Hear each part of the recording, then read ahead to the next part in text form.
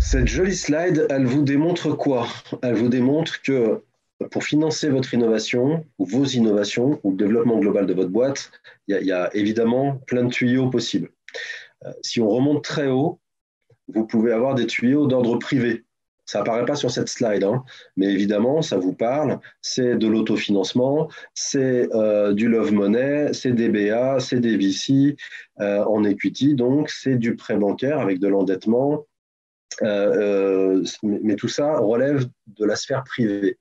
Si on prend l'autre sphère, on est dans le public, c'est-à-dire comment les collectivités territoriales, l'État, l'Europe ou d'autres financeurs peuvent vous aider à développer votre boîte. Cette slide, elle focus sur la notion de R&D et d'innovation et elle vous montre, on va évidemment pas rentrer dans chacune d'entre elles, voire dans aucune d'entre elles. Simplement, elle est assez parlante pour vous montrer que quel que soit le niveau de maturité de vos projets, quand vous voyez TRL en bas, c'est une échelle qui a été développée, une échelle de maturité technologique qui a été développée par la NASA et qui permet quelque part de normer l'état de développement de vos projets.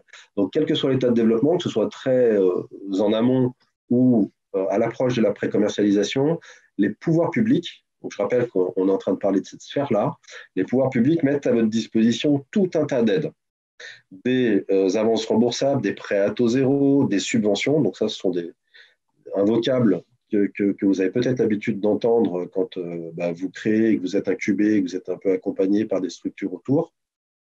Il y en a beaucoup, on ne va pas en parler aujourd'hui. Et l'idée, c'est que si ça vous intéresse, donc il y aura un rapide sondage là-dessus que vous pourrez faire avec Anne. On a un partenaire, et le hasard fait bien les choses, c'est 3i, parce que ce sont des partenaires et amis de longue date en qui on a entièrement confiance sur la maîtrise de ces dispositifs-là et pour vous accompagner, en tout cas pour en parler dans un premier temps et pour vous accompagner le cas échéant si vous avez besoin d'aide. Et Thibaut pourra témoigner de ça, où il peut opiner du chef, je crois que c'était le cas là, pour pouvoir, à moins que tu te sois fâché avec eux et que tu en penses que du mal. En tout cas, nous, on reste sur cette posture selon laquelle ils sont très bons là-dedans. Donc, cette slide, elle vous montre que, quel que soit le niveau de maturité et quel que soit le financeur, la région, l'Europe, BPI, etc., il y a tout un tas, et ça, c'est vraiment la bonne nouvelle, il y a tout un tas de leviers et de modes de financement qui peuvent vous aider tout au long de vos développements. Parce qu'évidemment, ces développements sont consommateurs de cash. Et avant de retrouver le retour sur investissement, ça va vous demander d'investir par définition. Les trois sujets dont on va parler aujourd'hui sont toujours dans la famille du public, mais ce ne sont pas des aides directes, c'est-à-dire ce que je décrivais à l'instant, des subventions, des avances remboursables, des prêts à taux zéro, qui rentrent dans la boîte. On parle de dispositifs qui vous permettent d'économiser de l'impôt et, le cas échéant, dans des cas particuliers, de récupérer effectivement sous forme de liquidité entrante les crédits d'impôt en question. Donc, cette slide, simplement pour faire ce panorama-là. Il y a beaucoup de choses. Bravo en tout cas déjà en préambule, hein, j'ai oublié de vous le dire, mais bravo déjà d'être là au sens entrepreneur du terme, de vous lancer dans ce qui va être un marathon. On vous l'a certainement déjà dit. Créer une boîte, c'est une aventure qu'il faut appréhender sur au moins le moyen terme. C'est pas un projet qui se gère avec des échéances très court terme. On parlera donc du CIR, de la JEI et du C2I dans le reste de la présentation. La digression dont je parlais, c'est le réseau Entreprendre. Le hasard fait que moi, je suis membre, administrateur, et j'en passe, du réseau Entreprendre du 92. Je vais en dire trois mots quand même. Le réseau Entreprendre, c'est un réseau parmi d'autres de chefs d'entreprise qui existe depuis 30 ans. Ces chefs d'entreprise, comme moi, sont des bénévoles, sont des gens qui ont un bagage d'entrepreneuriat et qui ont décidé, pour des raisons diverses chez chacun d'entre nous, de les mettre à disposition des entrepreneurs, des jeunes entrepreneurs, quel que soit leur âge. C'est le fait d'entreprendre, de commencer à entreprendre dans sa vie professionnelle. Donc, ces chefs d'entreprise donnent de leur temps et font du mentoring pour accompagner les startups en question. On va dire au-delà du terme startup, les jeunes entrepreneurs. Donc, le réseau, il y en a un dans chaque département à peu près. Donc, selon le lieu d'implantation de votre boîte, je jette ça comme bouteille à la mer. Si vous souhaitez vous faire accompagner par un ou plusieurs chefs d'entreprise aguerris, le réseau Entreprendre et d'autres sont une bonne porte d'entrée. Le réseau finance aussi avec un prêt d'honneur. Donc, il y a deux jambes sur lesquelles le réseau repose, ce mentoring par le biais des membres, et puis de l'argent qui arrive de la BPI, qui arrive de la région, qui arrive d'autres financeurs, qui vont être distribués aux lauréats sous forme de prêt d'honneur. Alors, la notion de prêt d'honneur, c'est un peu particulier. C'est un prêt à taux zéro avec un différé de remboursement et une période de remboursement ensuite, qui est fait sur la personne, qui est octroyé à la personne physique. C'est ça qui est un petit peu différenciant par rapport à tous les autres sujets. C'est à destination de l'entreprise, mais c'est le porteur de projet qui s'endette personnellement à hauteur de X. Nous, on finance 30 000 euros par projet, par exemple, qui peut être réparti sur plusieurs associés. Et ce prêt d'honneur est à destination de l'entreprise, donc il passe par le compte personnel du porteur de projet, du ou des porteurs de projet, et il est immédiatement viré en compte courant d'associé au profit du développement de la boîte. Donc voilà, je voulais faire quelques secondes ou minutes là-dessus. Ça reste, on n'est pas dans le public. Je peux en témoigner parce que j'en fais partie, donc je pense que c'est important de porter cette parole-là. C'est très complémentaire aux autres dispositifs de soutien, avec cette originalité, au-delà de l'argent, de se sentir épaulé, accompagné par des seniors qui ont, je parle de seniors, c'est en seniorité entrepreneuriale, qui peuvent vous accompagner dans ces premières années de développement de votre boîte, éviter de se sentir un peu seul, éviter de prendre quelques gamelles et espérer aller plus vite, plus loin. Les statistiques de survie à 5 ans sont directement inverses de celles nationales INSEE. Dit autrement, je n'ai pas le chiffre exact, mais à peu près 80% des boîtes qui se créent en France qui n'existent plus au bout de 5 ans. Ce n'est pas très encourageant, mais c'est la réalité. Les boîtes qui passent par le réseau, au bout de 5 ans, il y en a inversement 80% qui existent encore. Alors, non pas qu'on soit des Superman, mais c'est en toute logique ce qui a des chances d'arriver quand on a quelqu'un à côté qui va nous donner les bons conseils et nous éviter de faire de grosses erreurs. Je ferme la parenthèse sur le réseau Entreprendre. Je vous encourage à aller voir les sites internet qui sont bien foutus. Si jamais ça vous intéresse, si vous voulez des infos un peu plus précises, il y aura mes coordonnées pour me poser quelques questions. Mais ce n'est pas l'objet du jour. Je reviens à nos 3 sujets. Il y a une manière de les présenter. C'est la slide que vous avez sous les yeux qui permet de regrouper, non pas par famille de produits, parce que vous voyez qu'il y a, si je prends mon pointeur comme ça, en tout cas ma souris, vous voyez qu'il y a un crédit d'impôt qui se situe à gauche et un autre qui se situe à droite. Or, le CIR va être mis dans la même famille que la GEI. Pourquoi? Parce que cette présentation, elle prend le parti de vous présenter ces 3 sujets plutôt par l'angle du champ scientifique. Dit autrement, dès lors qu'on parlera de R&D, c'est là où vous aurez un petit peu de difficulté normalement, c'est que la R&D et l'innovation, ce sont des notions sans doute qui se fondent un peu dans vos esprits. Sauf peut-être les porteurs de projets là qui sont issus d'une formation purement scientifique, donc qui ont appris à distinguer les 2 champs en question. Mais quand on parle de j'innove, oui, je suis innovante, ou je suis une boîte innovante, ou mon produit est innovant, savoir si l'innovation englobe la R&D, si c'est confondu, si c'est distinct, etc., c'est un petit peu confus. Quoi qu'il en soit, dans nos propos là à venir, dès lors qu'on parle de R&D, ça va allumer 2 voyants. Ça va allumer le voyant du CIR, Crédit d'impôt recherche, et potentiellement de la JEI. Dès lors qu'on parle d'innovation, ça peut, pour le coup, être connecté au crédit d'impôt innovation.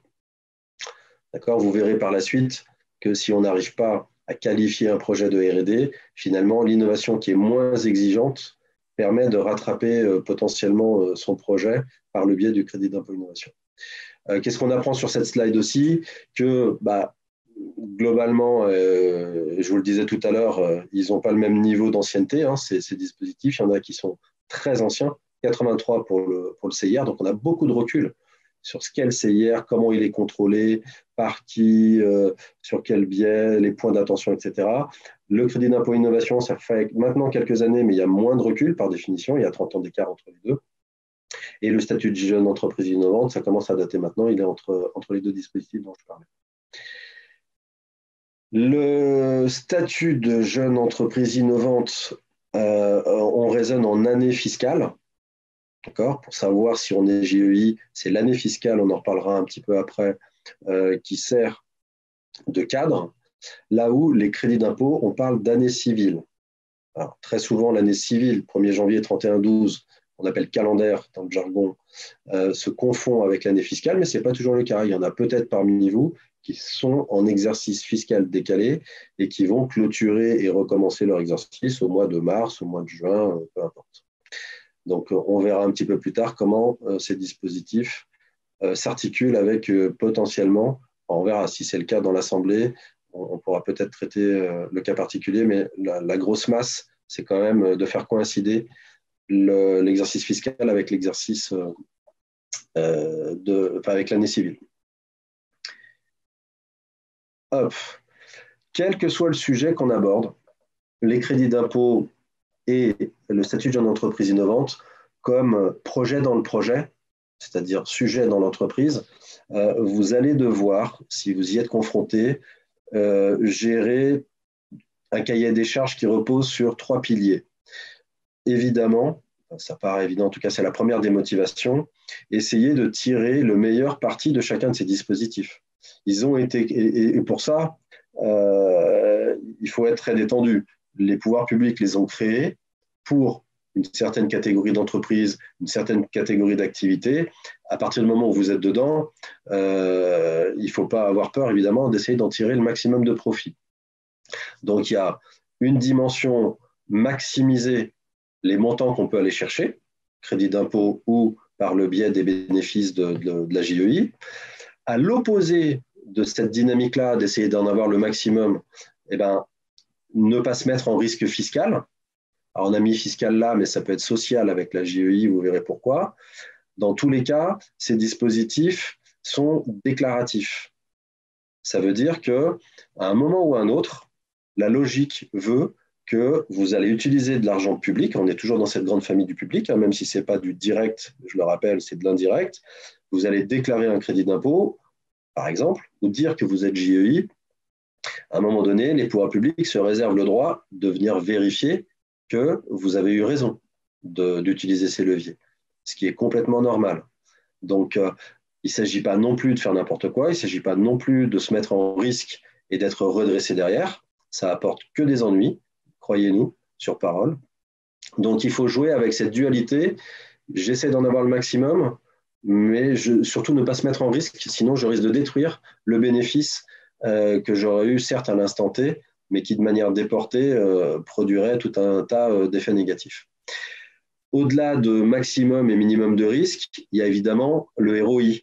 Si vous passez la moitié de l'année à gérer ces sujets au lieu de vous concentrer sur votre core business, ça n'a pas de sens.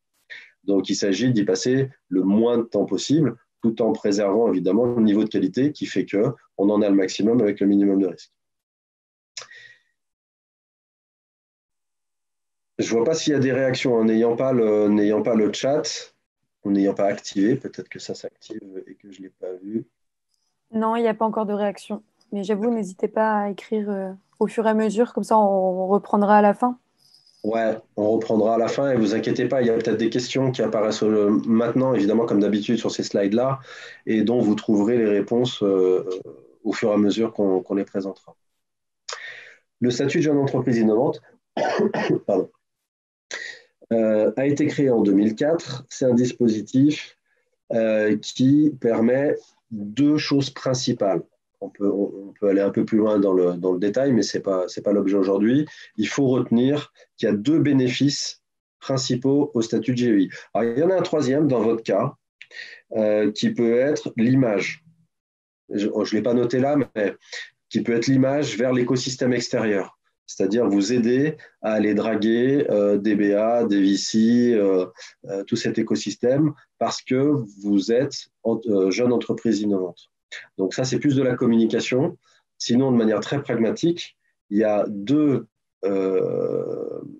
bénéfices très concrets que procure la JEI, des exonérations de cotisations patronales, une partie, à peu près la moitié des cotisations patronales, et puis des exonérations d'IS, donc d'impôt société. Je ne sais pas quel est votre niveau de maîtrise aussi de ces agrégats comptables, mais pour faire très simple, quand on paye un salarié, il y a le net, évidemment, ce qu'il reçoit, il y a le brut et il y a les cotisations patronales qui viennent s'ajouter. Donc, finalement, le coût pour l'entreprise est bien plus important que le chèque qui est fait au salarié. Donc, dans ce surplus de charges patronales, il y en a une partie qui est exonérée, donc qui disparaissent. Donc, pour le même bénéfice net, en tout cas le même salaire net pour le salarié, c'est un coût moindre pour l'entreprise. Donc là, on est dans le domaine social. C'est l'URSSAF qui gère ça. Et si jamais vous vous trompez, c'est l'URSSAF qui vous contrôlera derrière et qui vous redressera. Du côté de l'impôt sur les sociétés, il y a deux, je crois qu'on le voit un petit peu après, il y a deux bénéfices principaux avec une exonération totale ou partielle de cet impôt société le jour où vous devenez bénéficiaire, le jour où vous devenez profitable et où vous avez de l'impôt à payer.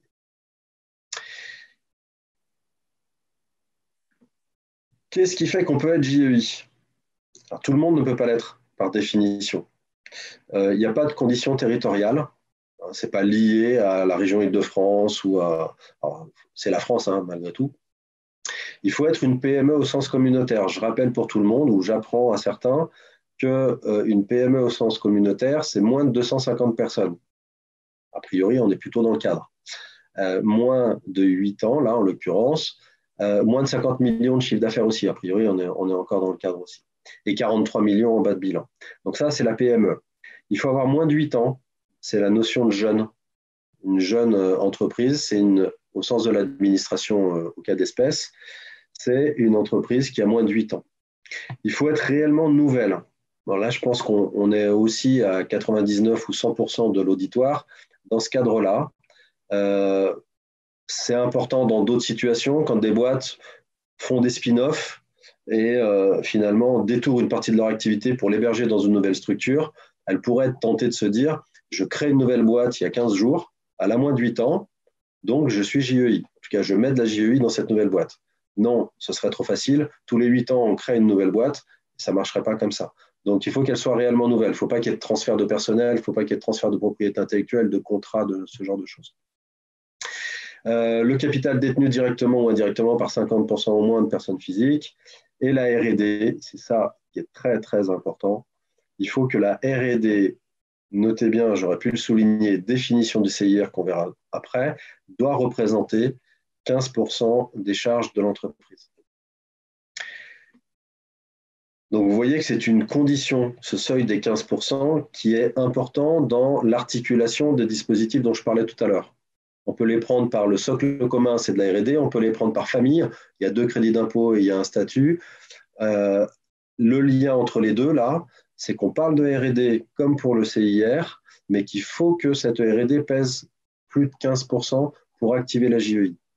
Exemple simple, vous avez 10 € de R&D sur 100 € de dépenses dans votre boîte, vous ne pourrez pas être JEI, parce que ces 10% ne dépassent pas les 15%. En revanche, ces 10% de R&D peuvent donner lieu à du CIR. C'est ce qu'on verra tout à l'heure. D'accord ? Je ne sais pas si c'est clair à ce stade, mais on peut faire du CIR au premier euro. On ne peut activer la JEI qu'à partir du moment où la valeur de ces dépenses de R&D dépasse les 15%. Au-delà des autres conditions cumulatives, c'est cumulatif, tout ce que je mets en amont. Les avantages, je vous ai dit, sont de 2 ordres, fiscaux et sociaux. On va aller un peu vite. Il y a une exonération totale de l'IS la première année où vous êtes bénéficiaire. Alors, il y a une limite de 200 000 €, mais admettons que vous ayez 100 000 € d'IS. IS, impôt société, en gros, 33% de vos bénéfices. Donc, vous faites 300 000 de bénéfices, il y a 100 000 d'IS, vous êtes exonéré, vous ne les payez pas. Hop. Et 50% la deuxième année. On passe sur les autres bénéfices qui sont plus secondaires. Avantages sociaux, c'est souvent ceux que les startups voient et qui les motivent à faire de la JEI. Les avantages sociaux, je les décris finalement en amont. sur une personne qui fait de la R&D. Je reparle de R&D, hein, c'est vraiment un mot qui va revenir en boucle, qui ne fait pas de l'innovation, qui fait de la R&D, et à plus de 50% de son temps effectif de travail. Ça, c'est une notion très importante. Si vous êtes 5 et que tout le monde fait 20% de son temps pour faire un ETP à 1, si tout le monde fait 20% de son temps, ça ne marche pas. Il vaut mieux 2 personnes à 50% ou une à 100% de son temps que 5 à 20%. D'accord ? Il y a cette condition de seuil d'implication du personnel R&D pour activer les exonérations sociales, donc sur les salaires, que je décrivais il y a quelques instants. Ça s'applique sur un certain nombre de catégories de personnes en interne que j'ai listées là. Ce n'est pas très important de se pencher dessus. En tout cas, sachez-le, ça ne concerne pas qu'une seule catégorie, il y en a d'autres, mais il faut que, encore une fois, on ait ce temps de travail dédié à la R&D qui permet de déclencher les exonérations sociales. OK ? Résumé de la JEI, c'est un statut, des avantages fiscaux, des avantages sociaux, il y a des critères qui font qu'on est dedans ou non, qui sont cumulatifs. Et le lien avec les deux sujets qui arrivent derrière, il ne se fait pas par le C2I, il ne se fait pas par le crédit d'impôt innovation, il se fait par le CIR, avec le socle commun de l'activité du champ d'application scientifique qui relève de la recherche, la R&D. D'ailleurs, on n'aurait jamais dû dire jeune entreprise innovante, on aurait dû dire jeune entreprise R&D. Si on veut vraiment rester puriste avec ce lien qui existe sur la matière. On passe au crédit d'impôt. Donc, c'est une autre famille. L'idée, c'est de vous donner là aussi de la théorie.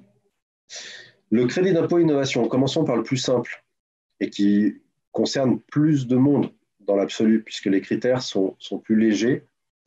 C'est un élargissement du CIR. Vous avez vu que le CIR, c'est 83. Là, on est en 2013. Arnaud Montebourg, à l'époque, redressement productif, dit le CIR, c'est très bien, ça fait 30 ans qu'il existe, mais il est un peu élitiste, ce dispositif. Il est très exigeant. Vous allez le voir derrière. Il est exigeant sur le niveau de qualification de la R&D, sur la manière dont il est contrôlé, sur la manière dont il faut le justifier. Et il y a plein de PME, c'est là où la notion de PME rentre en compte. Il y a plein de PME qui innovent dans leur coin, alors pour des montants moins importants, mais ceux-là sont un peu laissés de côté. En tout cas, il n'y a pas de crédit d'impôt qui est dédié à ces gens-là. Donc, on va faire un petit frère. On va créer un petit frère au CIR qu'on va appeler crédit d'impôt innovation, qui ne va s'adresser qu'aux PME. Pas de territorialité. Donc, la PME dont j'ai rappelé les critères tout à l'heure, moins de 250 personnes, 50 millions de chiffre d'affaires, etc. Et puis, on l'a dans la slide d'après, limiter le bénéfice de ce crédit d'impôt, contrairement au CIR. Engager des dépenses d'innovation, ça veut dire développer un produit. Un produit, c'est un bien corporel ou incorporel. C'est important pour tous ceux qui sont dans la net économie et qui peuvent potentiellement développer des logiciels. On ne parle pas forcément d'un produit physique, ça peut être un bien incorporel. Un soft est un bien incorporel au sens légal du terme. En revanche, ça va exclure les services. Je développe une nouvelle méthodologie de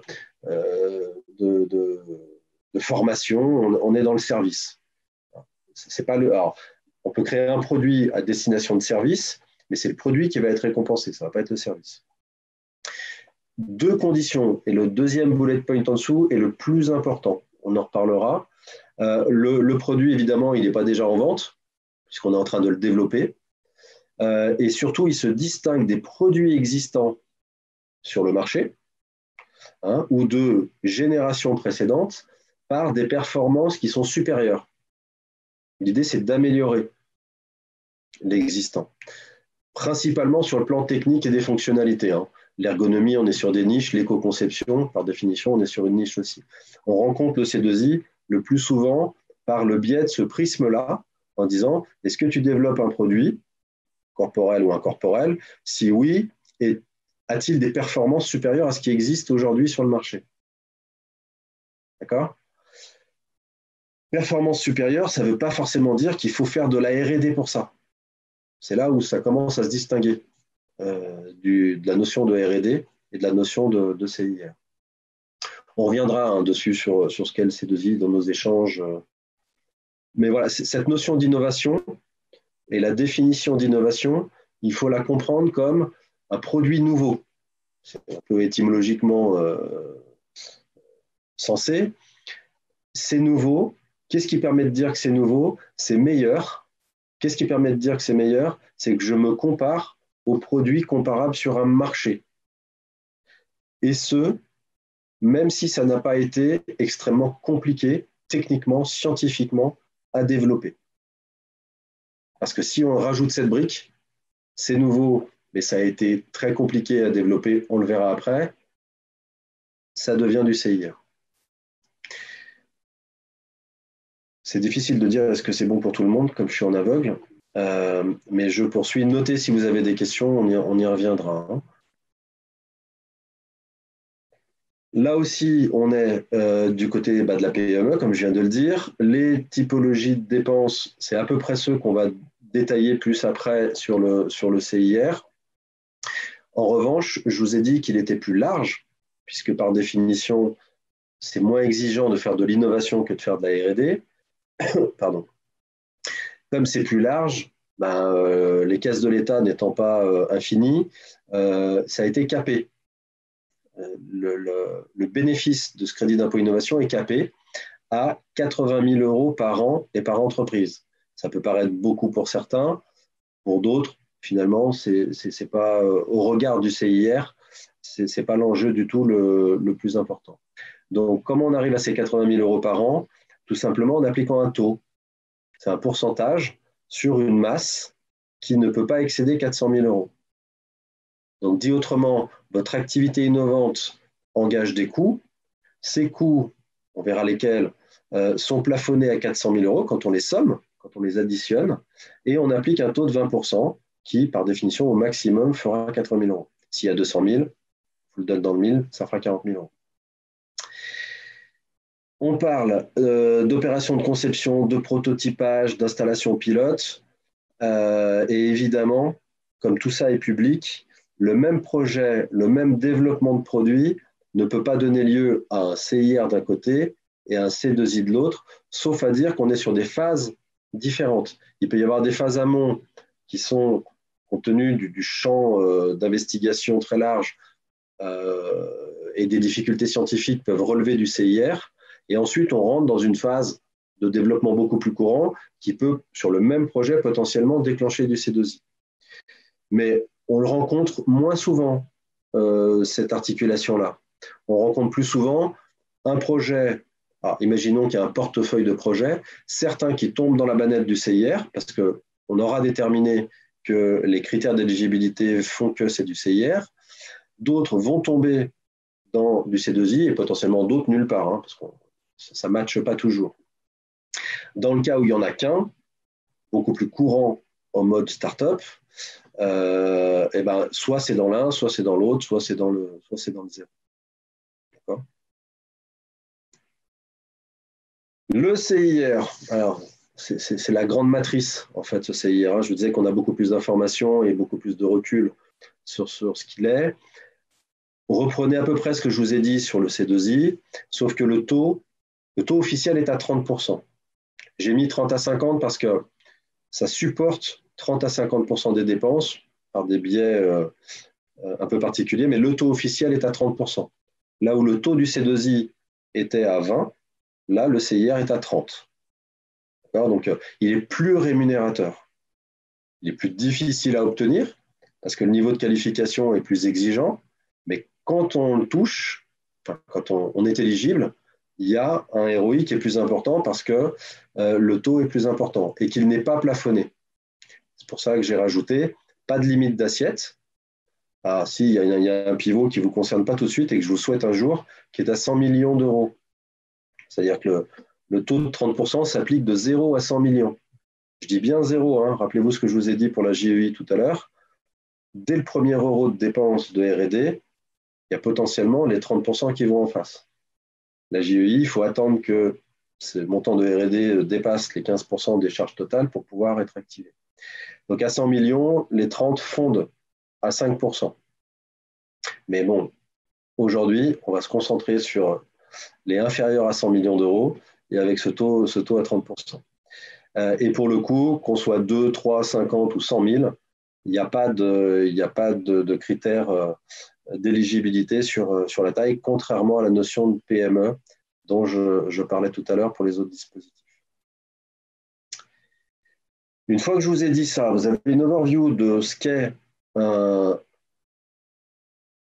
statut de jeune entreprise innovante avec les bénéfices.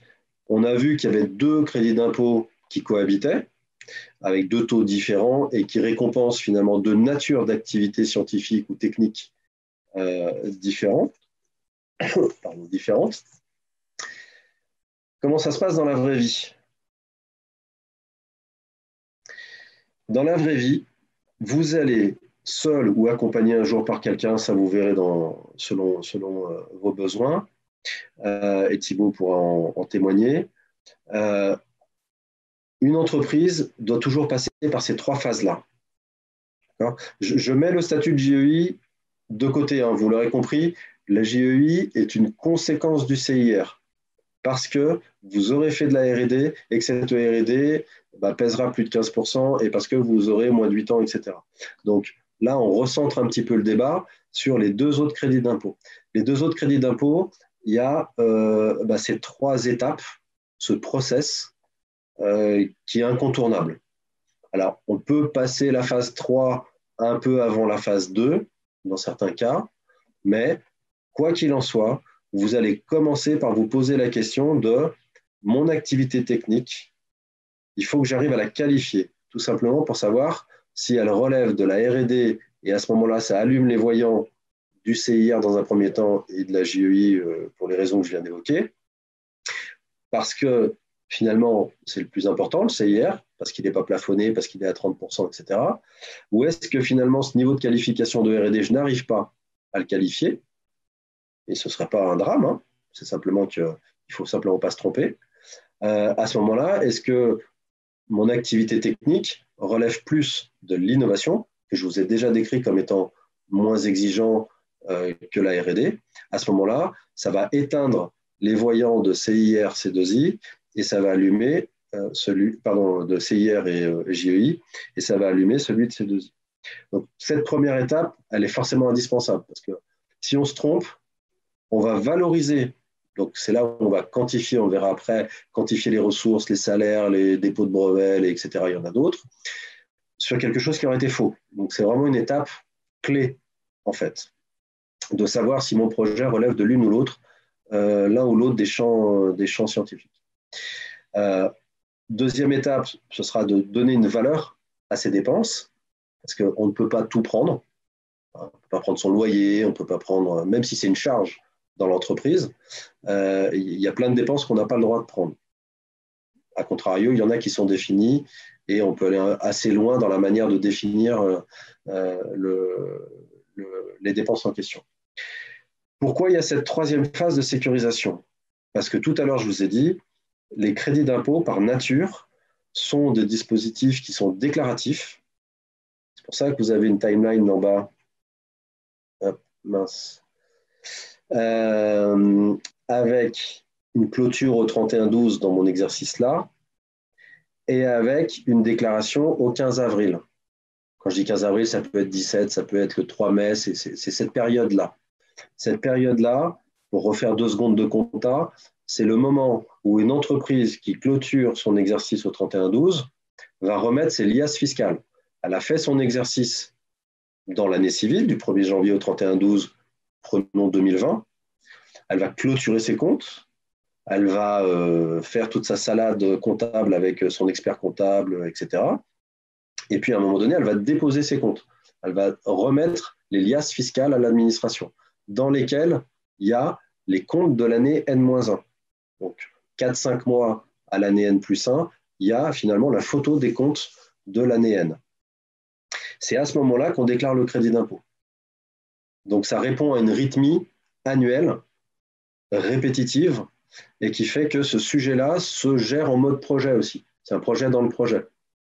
Donc il ne faut pas en plafonner des délais, parce que si on se dit « ouais, je le déclarerai plus tard », faut toujours revenir sur le passé.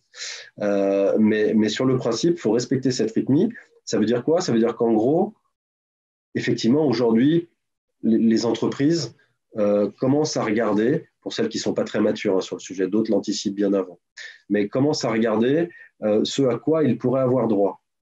Pour le calculer, il faut attendre le 1er janvier, pour une raison relativement logique aussi. Si on veut valoriser toutes les dépenses qu'on a eues du 1er janvier au 31/12, il faut attendre que le 31/12 ait lieu, soit passé. Donc, ce qui permet de calculer le CIR sur le premier trimestre de l'année et de le déclarer dans les temps. Ça peut être un peu anticipé aussi, mais en tout cas, sur cette période-là. Ça se déclare à l'administration. Et vous dites, j'ai droit à 103 000, j'ai droit à 225 000, peu importe. Ou à 32, hein, peu importe. C'est déclaré et vous obtenez le bénéfice de ce crédit d'impôt. Alors, la première manière de l'obtenir, ça vous concernera peu, normalement, statistiquement, c'est l'essence même de leur sujet, c'est un crédit d'impôt. Ça veut dire que lorsque l'entreprise a de l'impôt société, dont je parlais tout à l'heure pour la JEI, eh ben, on enlève la valeur du CIR ou du C2I de l'impôt. J'ai 100 000 à payer, j'ai 35 000 de CIR, je ne paye que 65 000 à l'administration. C'est un bénéfice par le biais de je paye moins d'impôts, d'où le nom de crédit d'impôt.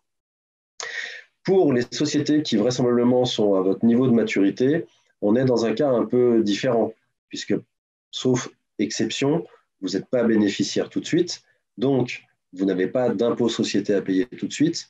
Pour autant, ça ne vous exonère pas du bénéfice, c'est la bonne nouvelle. Ça a beau être un crédit d'impôt, même si vous ne payez pas d'impôt, vous avez le droit au bénéfice du crédit. On va garder le crédit.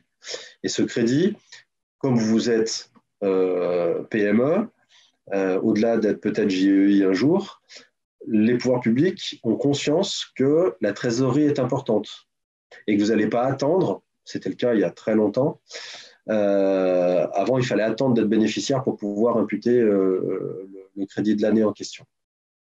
Depuis 2013, les pouvoirs publics ont pris conscience que les sociétés comme les vôtres ont des dépenses de R&D, donc c'est un coût. Ça, vous n'attendez pas avant de payer vos développeurs ou votre sous-traitance ou ce genre de choses. Et ça génère un droit à un crédit d'impôt et qu'il ne va pas falloir attendre ad vitam aeternam pour le toucher. Donc, au moment où vous le déclarez, les pouvoirs publics vous proposent d'en demander la restitution. Et quand vous en demandez la restitution, ça devient une sorte d'aide directe, comme une subvention. C'est-à-dire que l'État vous fait un virement de la valeur du crédit d'impôt en question. Alors, ce qu'il va faire, au passage, le centre des impôts, il va vous demander un petit peu d'informations quand même. Il va vous dire, très bien, vous réclamez 152 362 €. Avant de vous faire le virement, j'aimerais bien avoir quelques éléments. J'aimerais bien avoir quelques éléments sur est-ce que c'est vraiment de la R&D ou est-ce que c'est vraiment de l'innovation, selon le tuyau dont on parle, et comment est-ce que vous avez fait pour calculer le 352 dont je parlais. Mais ce n'est pas un contrôle. C'est là où je vous place l'information un petit peu utile sur ce sujet de relation avec l'administration. Ce n'est pas parce que l'administration vous demandera quelques infos sur pourquoi et comment vous avez déclaré ces crédits d'impôt et vous dira « Ok, je vous envoie le chèque », que vous serez à l'abri. Parce que vous pouvez entendre ça. Certains d'entre vous ont peut-être été confrontés au sujet. Donc, ça veut dire qu'un contrôle fiscal, un vrai contrôle fiscal, avec un agent du ministère de la Recherche pour le CIR ou un agent de la D2RT ou d'autres structures comme ça pour le C2I, un jour se réserve le droit de venir vérifier. Alors, en principe, ils ne vérifient pas qu'une année, hein, ils n'ont pas assez de ressources pour ça. Donc, ils vont grouper 3-4 ans ces 3 ans, le délai de prescription fiscale, de contrôle, pour avoir une surface plus large à contrôler. D'où la nécessité de sécuriser la créance dont on vient de parler. On a défini qu'un projet tombait dans la banette du CIR, on a calculé quelles étaient les ressources et donc le montant auquel je peux prétendre. Dans un cas très normé chez vous, on va en demander la restitution, parce qu'il n'y a pas de raison que ça reste dans les caisses de l'État. On va me demander quelques informations, je les donne, je touche le virement. Attention, ce n'est pas fini. c'est pas fini parce qu'un jour, soit parce que le hasard fera que, soit parce que vous aurez allumé quelques voyants, vous commencerez à devenir un peu visible avec des montants importants, les pouvoirs publics vont naturellement, et il ne faut pas le remettre en question philosophiquement ou éthiquement, les pouvoirs publics vont venir vérifier que ce que vous avez déclaré et obtenu est bien la réalité. Et dans beaucoup de cas aujourd'hui, beaucoup de cas, c'est là où notre retour d'expérience sur 20 ans a du sens, il n'y a pas plus de contrôle aujourd'hui. Par contre, ils sont plus sévères. C'est-à-dire que dans beaucoup de cas, le fisc, c'est l'administration fiscale qui diligente le contrôle, va se faire assister d'un expert dont je parlais tout à l'heure. Parce que forcément, un contrôleur du fisc, si vous lui parlez d'algorithmie prédictive ou de quelque autre champ scientifique, il va être paumé. Donc, il va aller prendre dans son vivier d'experts quelqu'un qui est dans votre champ de scientifique et lui dire étudie-moi le dossier dans le fond. Dis-moi si c'est vraiment de la R&D, dis-moi si c'est vraiment d'innovation. Et selon ce que tu vas me dire, je vais redresser ou non. D'accord ? Lui, il va pouvoir voir les éléments plus financiers, mais sur les éléments de R&D ou d'innovation, il va se faire aider par un externe. D'accord ? Donc, retenez de cette slide. Cette slide, c'est vraiment la vie d'une entreprise qui s'attaque à ces sujets. Il faut que je sache de quoi relève mon projet, il faut que je calcule, il faut que je déclare, et surtout, il faut que je sécurise la créance. D'accord ? Je les rééclate, même si j'ai passé un peu de temps dessous, du coup, dans 3 slides. La phase de sélection, alors ça, c'est important pour vous. C'est important pour vous parce que ce schéma, c'est le schéma CIR. C'est là où il ne faut pas que je vous perde. Parce que je pense que vous avez, si on faisait un sondage, une question majeure, c'est d'accord, très bien, mais mon projet, finalement, est-ce que c'est de la R&D égale CIR, potentiellement JEI? Est-ce que c'est d'innovation égale C2I ou est-ce que c'est rien du tout? Alors, ce n'est pas aussi simple que ça, ce serait trop beau. Puis les cabinets n'existeraient pas, si c'était simple. C'est pas simple, c'est-à-dire que c'est pas binaire, sauf dans quelques industries. Je ne sais pas s'il y en a qui sont dans la pharma, mais je ne suis pas persuadé. Dans la pharma, pour vous donner cet exemple-là, pour illustrer après la notion de flou, c'est beaucoup moins flou parce que quand on développe un vaccin, c'est à l'ordre du jour. Et d'ailleurs, c'est des notions que vous avez entendues tout au long de l'année. On développe un vaccin avec des protocoles, avec des essais cliniques, avec des phases 1, 2, 3, avec de l'autorisation de mise sur le marché, avec ces notions-là que vous avez entendues dans les infos. C'est très normé parce qu'on parle de santé publique. Donc forcément, cette R&D particulière de pharma, de développer un médicament, un vaccin, répond à des normes très strictes. Donc là, savoir si on fait de la R&D ou pas, c'est forcément plus facile parce que c'est borné. Dès lors qu'on développe en informatique, peu importe quoi, en optique, en électronique, en chimie, dans d'autres domaines, c'est pas aussi normé, donc c'est beaucoup plus difficile de savoir si on fait de la R&D ou pas. Malgré tout, il y a ce petit schéma qui vous donnera un premier filtre. Ce premier filtre, il met en évidence 3 notions qui sont les 3 rectangles. Si ma souris apparaît,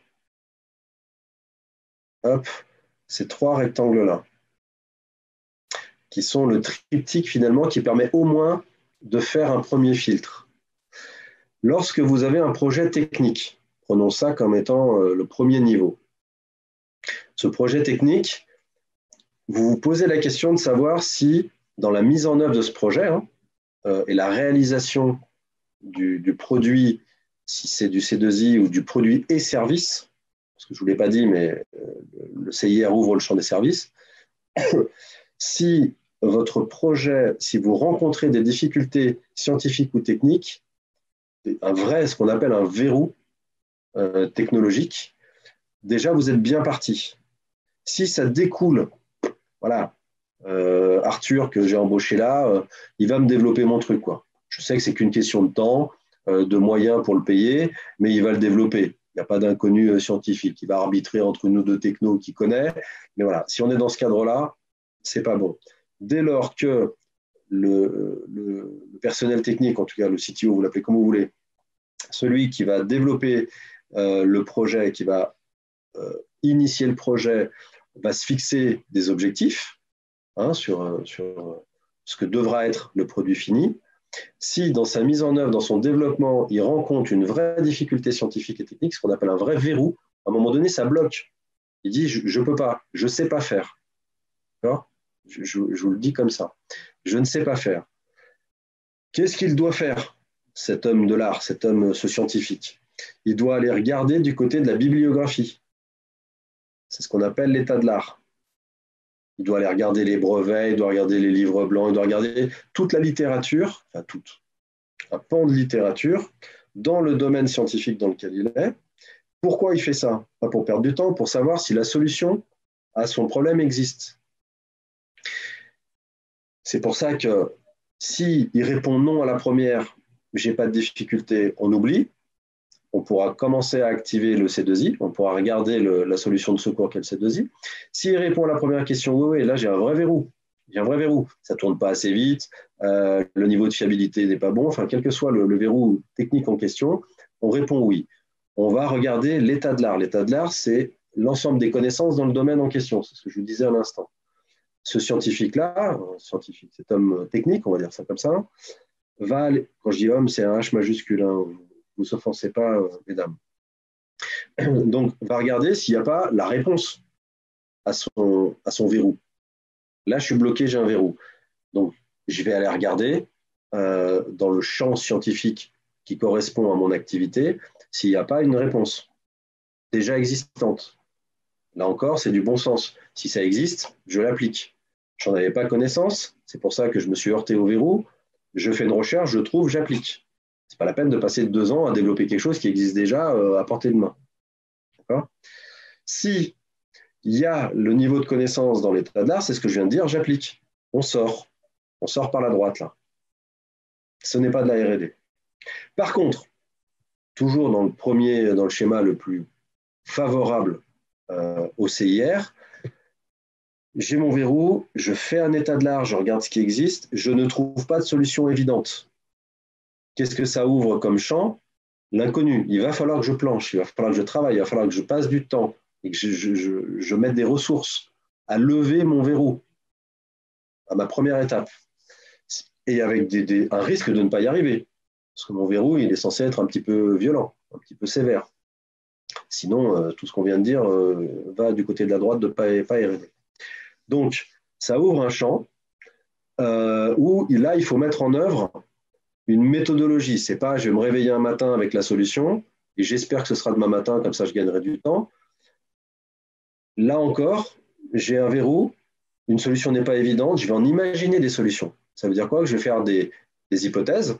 Tiens, si je prenais ça, si je choisissais ça, si je mettais ça de ce côté. Donc, il va falloir faire des hypothèses, les tester et faire des itérations, c'est-à-dire revenir. Ça ne marche pas, j'en essaye une autre. Je mets un tour de vis supérieur. Je fais un proto, le proto, ça ne marche pas. Vous voyez, on est dans cette démarche-là. Ce qu'on appelle une démarche scientifique, en fait. Ça, c'est important aussi. Cette démarche scientifique, elle se prouve à un moment donné. J'ai émis des hypothèses, j'ai fait des tests, des essais, ça n'a pas marché, et je le prouve. Je suis capable de le montrer. D'accord? Et puis, j'arrive à capitaliser d'ailleurs sur ces connaissances que je viens de générer. Et il y a une traçabilité en interne de ce qui vient de se passer. À ce moment-là, c'est bon. Donc, vous voyez, on ne part pas d'une feuille blanche complète, ce n'est pas au doigt mouillé. En répondant déjà à ces 3 questions, il y a un premier filtre qui permet de dire je suis complètement en dehors du scope, auquel cas il faut que je me raccroche aux branches du C2I, parce que là, c'est vraiment le schéma CIR. Ou, et encore, à voir après dans le C2I si ça répond aux critères que je disais tout à l'heure, est-ce que je peux me comparer au marché? C'est pour ça que je vous ai mis un nota bene en rouge en dessous. Le projet d'innovation, au sens Inno C2I, il répond à cette même logique, si ce n'est qu'on n'a pas besoin du verrou scientifique et technique, on compare à droite, et on ne se compare pas à l'état de l'art scientifique, c'est-à-dire à l'ensemble des connaissances en chimie des particules ou je ne sais pas quoi, on va se comparer à un marché, ce qui est beaucoup plus simple vous voyez se dessiner quelque chose qui est un peu complexe à gauche qui s'appelle le CIR. Je ne vais pas vous faire peur, mais l'idée, c'est quand même de vous dire que ce n'est pas aussi simple que ça d'activer le CIR.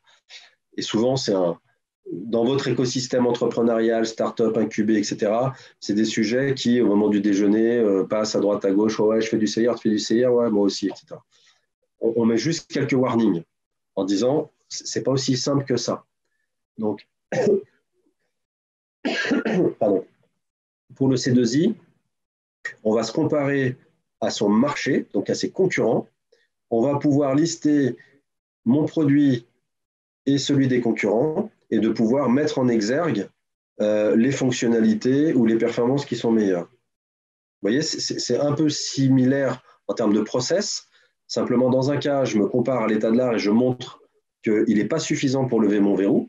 Donc, ça qualifie bien mon verrou, hein, puisque si ce n'est pas suffisant, c'est que mon verrou était vraiment sévère. Et dans l'autre cas, je me compare à mes concurrents et je suis capable de dire mon produit est meilleur. Il va plus loin, plus haut, etc. Même si je n'ai pas rencontré de verrou. D'accord ? C'est très dur de ne pas voir vos réactions, mais encore une fois, on verra les questions, les questions à l'arrivée. Voilà pour la partie sélection. Sur la valorisation, donc je rappelle que les 2 crédits d'impôt ont le même process. Hein. Je sélectionne, je valorise, je déclare et je justifie. Simplement, au niveau de la qualification initiale, ça va se déverser du côté de la R&D CIR ou du côté d'innovation C2I.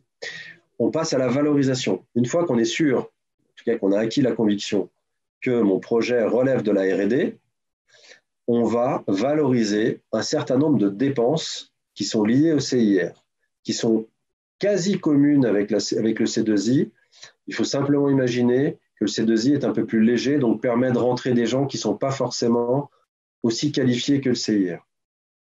Donc, parmi les dépenses qu'on prend en compte, il y a principalement des dépenses de salaire. Ça me permet de vous dire, par expérience aussi à côtoyer des startups, que ce soit dans le réseau Entreprendre ou ailleurs, ces sujets, vous avez bien compris, hein, que tant que vous êtes en mode early stage, je ne me paye pas et je n'ai pas les moyens de payer quelqu'un d'autre, ce n'est pas un sujet aujourd'hui, qu'on traite aujourd'hui, qui est activable de suite. Puisqu'encore une fois, pour avoir un crédit d'impôt, il faut avoir une dépense, puisque c'est la dépense qui va servir de socle sur lequel appliquer le pourcentage. Et pour la JEI, il faut avoir des salariés pour pouvoir appliquer les exonérations sociales. Donc, quand on est très en amont dans le cycle de développement de sa boîte, et notamment de son produit innovant, si on le fait en mode garage, je le fais avec mes propres, parce que je suis quelqu'un issu du sérail technique, je le fais avec mes connaissances, je ne me paye pas, comptablement, il n'y a pas matière. Mais on a vu avec Anne que ça avait potentiellement du sens, en tout cas notre expérience montre que ça a du sens, de vous fournir, si certains d'entre vous, mais on verra peut-être après dans les questions-réponses, si certains d'entre vous aujourd'hui ne peuvent pas activer ces dispositifs, on a jugé intéressant de vous fournir cette matière première pour que ça vienne se digérer un petit peu d'une part et que ça vienne enrichir votre culture générale là-dessus et que le jour où ça s'active, vous ayez les bons réflexes. Et que vous puissiez reprendre le projet, en tout cas le sujet, avec un peu plus forcément un socle de connaissances issu de ce qu'on se dit ce matin. Donc le premier niveau, la première typologie de dépenses, ce sont les intervenants de R&D. Pour le CIR, je ne veux pas rentrer trop loin, surtout que Michel me taperait sur les doigts, mais le CIR, il y a une condition particulière, par exemple, qui est on ne peut prendre que des personnels avec un diplôme scientifique et technique. Je ne parle pas du vieux de la vieille qui a bossé pendant 40 ans dans une fonderie sans diplôme, parce qu'à l'époque, ça ne se faisait pas, et qu'on peut assimiler à un technique, à un ingénieur matériaux dans la fonderie en question, hein, même si c'est un peu loin de vos champs d'investigation. Parmi vous, il y a peut-être des gens qui ont un diplôme, aussi élevé soit-il, dans des fonctions commerciales, managériales, et pour autant qui interviennent dans le développement technique. Le CIR vous fermera la porte. D'accord ? Pourquoi ? Parce que son niveau d'exigence fixe des critères et quelque part des limites, notamment sur le personnel de R&D. Il faut que ce personnel soit issu et ait un diplôme scientifique et technique reconnu par l'État avec toute une liste, minimum Bac+2. Et si c'est un Bac+2, encadré par un Bac+5. Scientifique et technique. Donc le MBA en management général, je dis ça parce que c'est ce que j'ai fait, même si je suis un super geek et que je développe une super solution, ça sera très bien pour mon projet, mais je ne pourrai pas, moi, Sébastien, rentrer dans le CIR. En tout cas, mon salaire ne pourra pas rentrer dedans. D'accord ? Sur le C2I, le petit copain, le petit frère un peu plus léger, ça se discute beaucoup plus. En tout cas, il y a beaucoup plus de possibilités de raccrocher les wagons et de faire rentrer des personnels. Ça ne veut pas dire de faire rentrer que des écoles de commerce, hein, c'est une question de péréquation et d'équilibre, mais il y a une possibilité de ramener en tant que contributeurs ces personnes qui n'ont pas le diplôme scientifique et technique. Je veux passer quelques secondes sur la sous-traitance. La sous-traitance, c'est quoi ?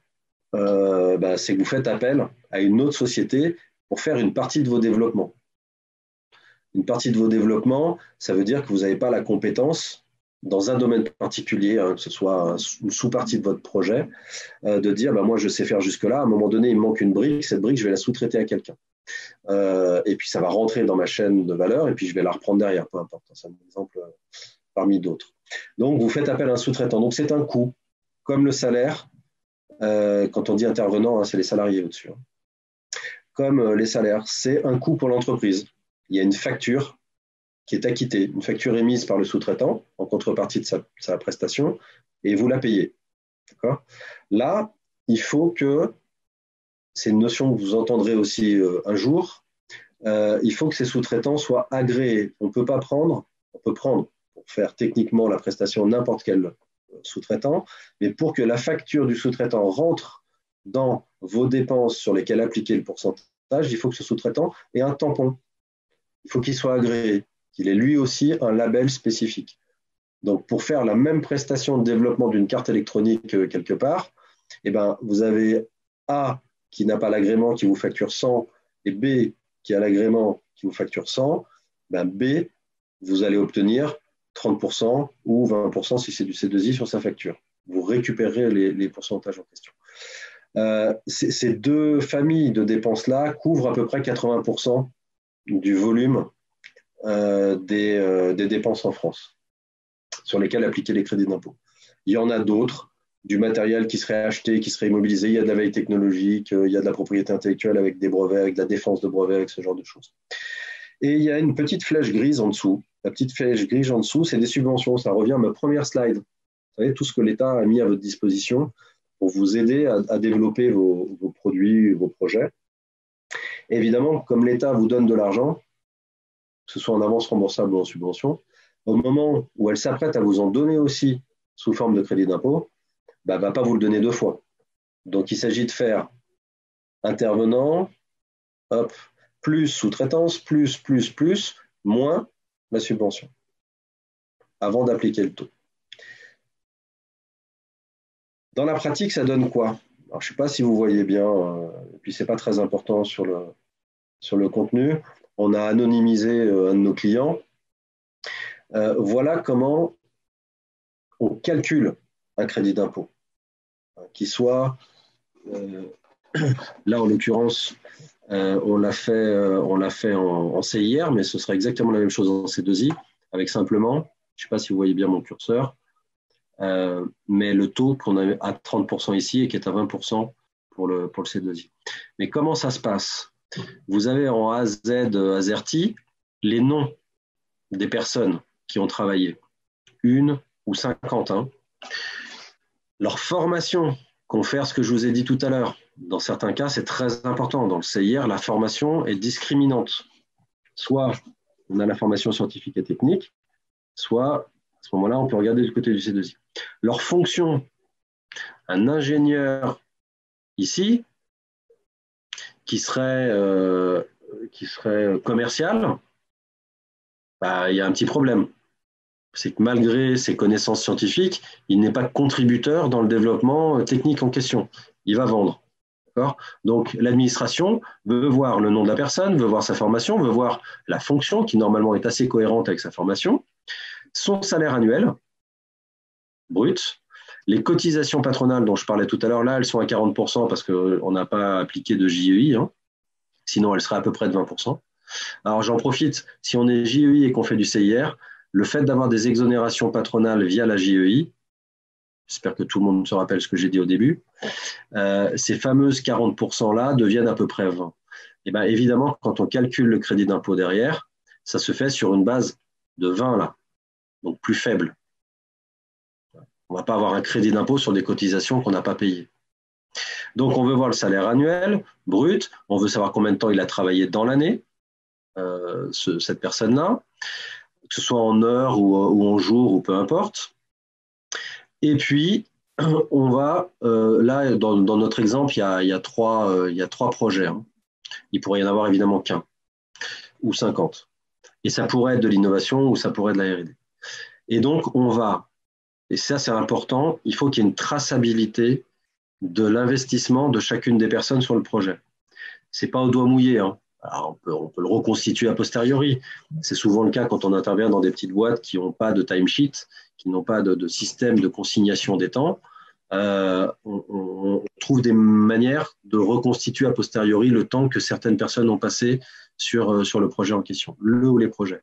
Dans notre exemple ici, suivez la personne A qui est technicien, qui est payé, qui travaille tant d'heures dans l'année et qui a contribué 3 jours sur le projet 1, 2 jours sur le projet 2, 5 jours sur le projet 3, etc.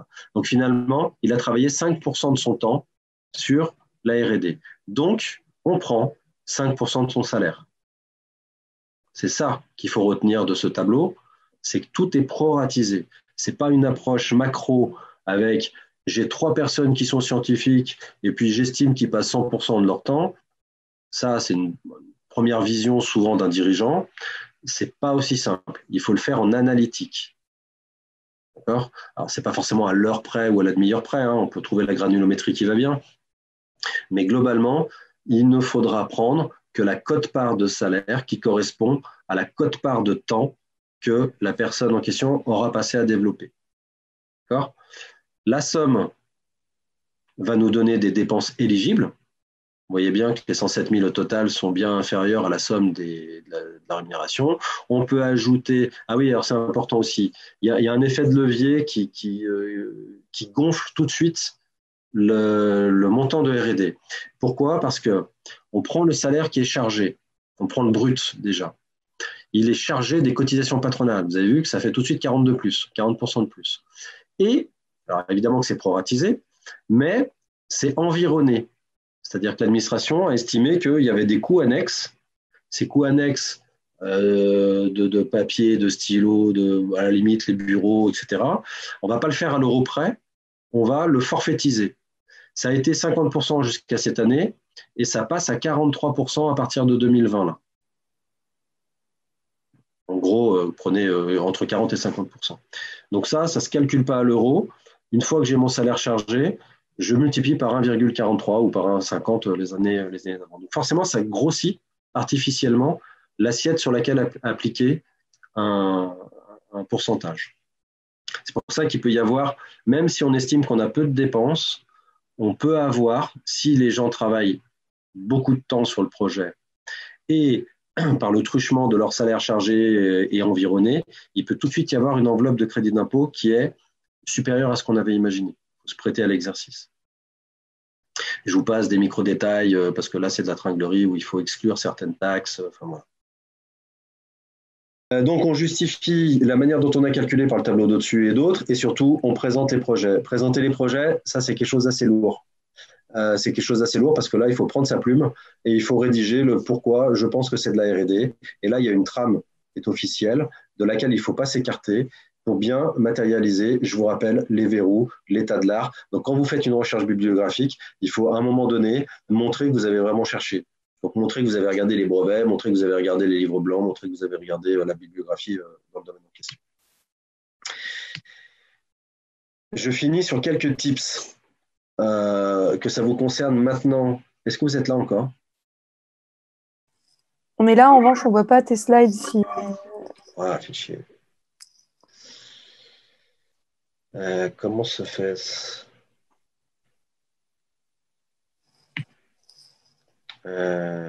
Zoom, Zoom, partager l'écran. C'est réapparu? Ouais, c'est bon. Impec. Je vais me mettre là. Oui, j'étais sur les tips. Là aussi, ça doit allumer des voyants. Si certains d'entre vous ne sont pas encore concernés, c'est important, notamment préventivement. Le jeune docteur, c'est quelqu'un qui a validé son doctorat, donc qui a un bac+8, qui a validé sa thèse. Il n'est pas en train de la faire, hein. L'État, pour booster l'embauche de ces jeunes personnes, enfin, en tout cas de ces jeunes docteurs, l'État a modifié les règles de calcul. Je ne rentre pas dans le détail, mais sachez que si vous êtes amené à rechercher une compétence scientifique pour vos développements, et donc d'embaucher, si vous embauchez un jeune docteur, qui correspond donc à son premier CDI après sa thèse, il sera gratuit pendant 2 ans. D'accord? Donc, si certains sont en train de recruter, bah, gardez-le en tête.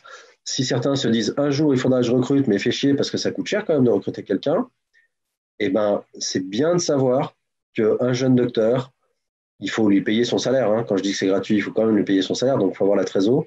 Mais globalement, il sera remboursé par le crédit d'impôt.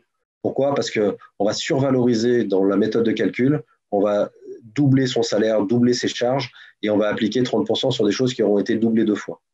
Donc, finalement, on va retrouver l'équivalent de son salaire sous forme de crédit d'impôt ou donc sous forme d'un chèque, avec un an de décalage, hein. Mais il sera gratuit. Donc ça, c'est un petit tips sympa à retenir. Pourquoi? Parce qu'un jeune docteur dans un domaine scientifique, c'est quelqu'un qui est très calé, hein, c'est un bac+8. Bien sûr qu'il faut avancer son salaire, mais dans un plan de développement, dans un plan de trésor, dans une roadmap de développement, on peut dire très bien, je trouve quelqu'un de très qualifié, mais je retrouverai mes billes à l'arrivée. Deuxième tips, les subventions, je ne vais pas rentrer dans le détail, mais ce n'est pas parce que vous recevez 100 000 de la BPI qu'il faut enlever 100 000. Je vous ai dit tout à l'heure qu'il fallait l'enlever pour ne pas toucher 2 fois. Il faut enlever, mais pas forcément 100 000. Il y a des retraitements possibles. Je ne vais pas rentrer dans le détail, mais là encore, il faudra vous poser la question si un jour vous êtes concerné de 2 manières. Attention, j'ai des subventions, donc il va falloir qu'elles impactent mon crédit d'impôt. Ça, c'est la mauvaise nouvelle. Oui, mais potentiellement, cette subvention, je peux en retraiter une partie pour ne pas avoir à tout enlever. Ça, c'est la bonne nouvelle. La sous-traitance agréée, en fait, j'ai défloré le sujet, j'en ai même parlé complètement avant.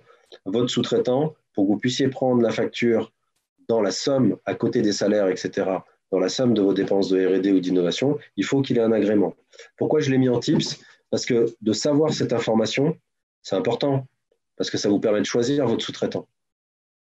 Le cas échéant, si un jour vous êtes confronté avec, je ne sais pas combien, je ne vois plus combien vous êtes à l'écran, mais 5, 10, 15, 20 personnes, tout existe autour de la table, j'imagine, mais un jour peut-être, certains d'entre vous seront amenés à dire, là, il faut qu'on fasse faire un développement à l'extérieur.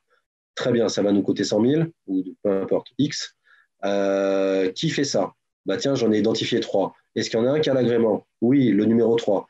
Faut qu'on passe par lui parce que finalement, il va nous permettre de récupérer une partie de sa facture en crédit d'impôt. D'accord? Dernier point, le rescrit. Je vous ai dit que tout ça était déclaratif, donc il y avait un risque de contrôle derrière. Il y a une manière de se prémunir contre le contrôle. Alors, il y a une première manière qui est de faire les choses correctement. Là, et puis de toute façon, on ne se prémunit pas contre un contrôle, on se prémunit contre un redressement. Le contrôle, il n'est pas grave, c'est le redressement qui est grave. Il y a une manière qui s'appelle le rescrit. Le rescrit, c'est un terme fiscal qui permet de demander l'avis à l'administration avant. Admettons que vous ne soyez pas sûr qu'un projet relève de l'innovation pour du C2I ou du R&D pour le CIR, vous pouvez demander l'avis à l'administration en disant « je décris mon projet, dites-moi si j'ai raison de le mettre dans une bannette ou dans une autre ». Et l'administration a 3 mois pour vous répondre. Si elle ne vous répond pas, c'est acquis. Et si elle vous répond négatif, bah, vous êtes fixé. Si elle vous répond positif, ça vous protège. Ça vous protège en cas de contrôle. Donc, il y en a très peu. Il y en a très peu. Michel aime à dire à tous ceux qui nous posent la question, en 2017, il y en avait 370 en France. Il y a 22 000 déclarants, 22 000 sociétés qui font du CIR pour 6 milliards d'euros de coûts pour l'État. Et il y a 370 rescrits. Donc, il y en a très peu. Mais nous, on aime bien, pour votre info. Pourquoi on aime bien? Parce que quand on a un doute, alors on essaie de faire en sorte, dans 90% des cas, ou 95%, on est serein avec nos clients sur le fait que ça va bien du bon côté. Et quand on a un doute, ou parce que notre client nous le demande, parce qu'il est vraiment flippé du contrôle derrière, on passe par ce rescrit-là. Et on peut faire un rescrit pour le CIR, pour dire est-ce que c'est bien du CIR, on peut en faire un pour du C2I aussi, et on peut en faire un pour la JEI. Nous, on ne travaille, par exemple, je terminerai là-dessus, que sur de la JEI rescrit. C'est-à-dire quand une boîte, il y a une start-up là, qui est top d'ailleurs, que j'ai eu hier, qui me disait est-ce que tu fais de la JEI? Je dis ouais, comment ça se passe? Ben, rescrit. On ne fait que ça. Donc on va présenter un dossier à l'administration qui va dire oui, vous pouvez être JEI. Voilà pour les cas.